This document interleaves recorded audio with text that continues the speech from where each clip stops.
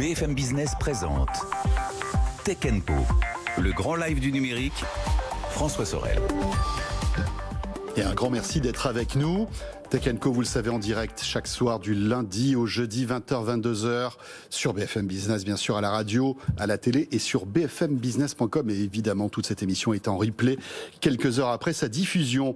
Dans quelques instants, on s'intéressera à la 4e édition du baromètre des tendances du marché de l'IT avec Optimis. C'est Frédéric Doumain qui me rejoindra. Mais auparavant, et comme promis, on va parler de télémédecine. Guillaume Lesdo est avec nous. Bonsoir Guillaume. Bonsoir François. Vous êtes le cofondateur de Medavis. On parlait du succès incroyable de Doctolib, mais vous aussi, vous êtes un bel exemple de la réussite de la télémédecine en France, qui est un peu notre spécialité. On est plutôt bon dans ce domaine-là, et c'est tant mieux. Vous êtes un acteur majeur de la télémédecine. Vous avez levé 6 millions d'euros en 2020. Que faites-vous, en fait, dans le monde de la télémédecine, Medavis? Expliquez-nous. Alors, Medavis, depuis 2014, nous intervenons sur le marché de la télémédecine pour fluidifier les parcours de soins. Nous proposons des outils qui ont été faits par des professionnels de santé pour les professionnels de santé. Et nous militons pour que la télémédecine se développe avec un ancrage territorial extrêmement fort. D'accord. Par exemple, est-ce que les téléconsultations, c'est votre domaine? On sait que c'est quelque chose qui cartonne. Vous êtes sur la téléconsultation? Tout à fait. Nous avons effectivement un outil de téléconsultation et comme vous le dites, il y a une croissance extrêmement importante au cours de l'année. On a multiplié les volumes par 35 entre le mois de mars et le mois d'avril 2020 pour finir chez Medavis à plus de 400 000 téléconsultations fin décembre qui sont réalisées par près de 9 000 médecins et ceux dans 50 spécialités différentes. Incroyable, hein. On a des chiffres d'ailleurs qui donnent le tournis.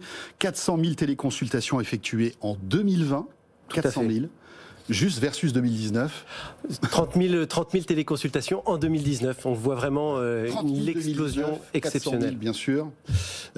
70 communautés professionnelles territoriales de santé, hein, c'est ce qu'on appelle les CPTS. Exactement, ce sont les cantons de santé et Medavis les accompagne pour que les professionnels de santé s'organisent sur le territoire pour répondre via la technologie au plus près des populations pour que les intervenants s'organisent et se coordonnent pour répondre aux besoins des populations. On parle beaucoup de fracture numérique. Vous êtes un acteur justement pour éviter cette fracture numérique. Tout à fait. On est vraiment un acteur qui promeut sur chaque territoire la télémédecine, qu'elle soit légère, c'est-à-dire que y compris le téléphone. C'est la première forme de télémédecine qui était sur les bateaux dans les années 20. Et naturellement, les nouvelles technologies ont apporté l'image, les objets connectés qui permettent d'améliorer la perception qu'ont les professionnels de santé à l'autre bout de l'échange. Alors, il y a la téléconsultation.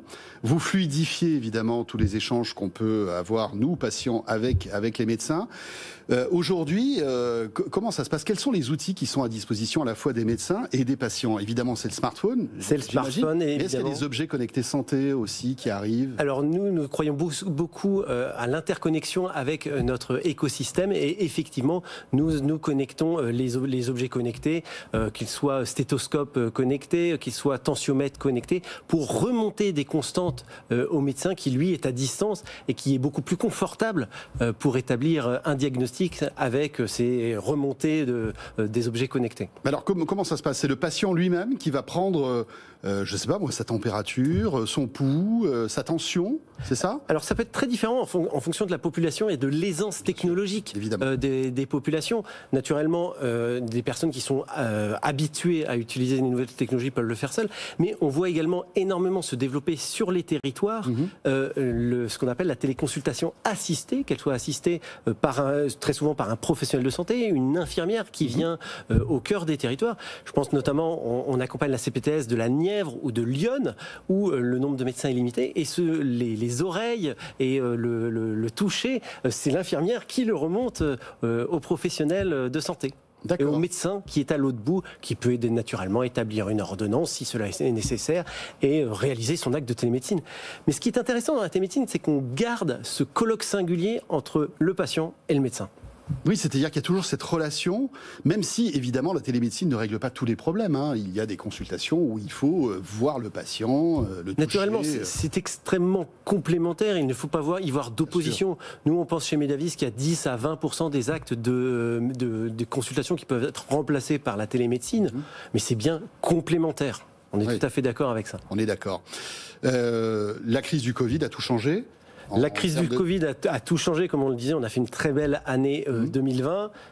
Chez Medavis, on a notamment réalisé une levée de fonds pour asseoir notre légitimité sur le marché et pour se projeter vers 2021. Vous avez été obligé d'embaucher des gens, en fait? On a été obligé exactement d'embaucher 25 personnes en 2020 et on programme d'en embaucher 30 sur l'année 2021 pour accompagner la croissance du secteur. Est-ce que vous croyez, malgré tout, à cette dynamique qui va rester, ou est-ce que vous avez peur, malgré tout, espérons qu'on sorte de cette crise et de cette pandémie, que finalement les bonnes vieilles habitudes reviennent et qu'on abandonne peut-être un peu certains gestes de télémédecine qu'on avait durant cette pandémie? Je ne le crois pas. Naturellement, il y a vraiment le pic du mois de mars et d'avril a été absolument considérable, avec des cabinets qui faisaient jusqu'à 30% de téléconsultations. On redescend tranquille, on est redescendu vers 5-6% et on va remonter également vers une dizaine de pourcents. C'est ce que j'évoquais pour avoir échangé. Ce sont un peu les chiffres que l'assurance maladie anticipe. Et ce qui est tout à fait logique. On ne peut pas faire tout en télémédecine, c'est complémentaire. D'accord. Vous disiez 400 000 téléconsultations donc en 2020. Quel chiffre vous projetez en 2021 par exemple? Nous, on projette plus d'1 million de téléconsultations.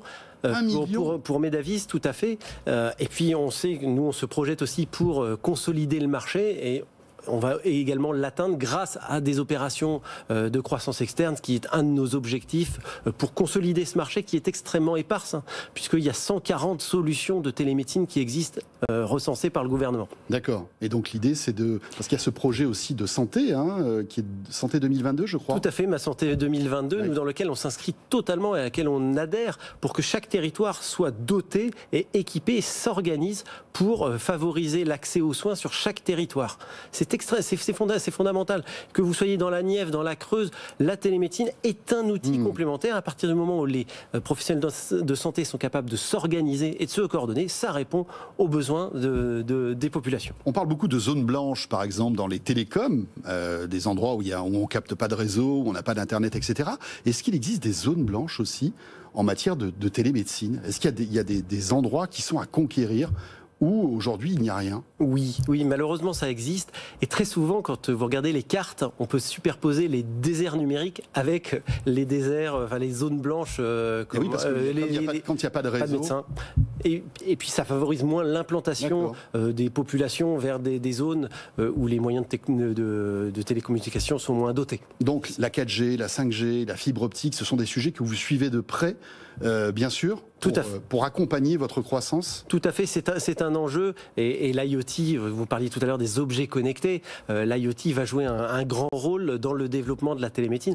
Encore une fois, on vient juste apporter des outils et des constantes complémentaires aux professionnels de santé qui va pouvoir avoir un diagnostic de plus en plus fin et va être là, va coordonner le parcours du patient avec le patient pour une meilleure santé de notre population. Voilà, et puis surtout prévenir des pathologies qui sont graves, parce que c'est aussi ça, la télémédecine, c'est prévenir avant d'arriver à une situation un peu compliquée.